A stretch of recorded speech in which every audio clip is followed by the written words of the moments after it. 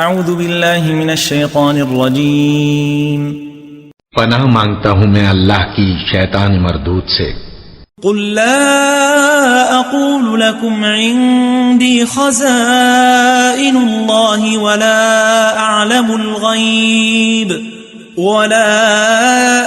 الغيب ولا اقول لكم اني ملك ان اتبع الا ما يوحى الي قل هل يستوي الاعمى والبصير افلا تتفکرون۔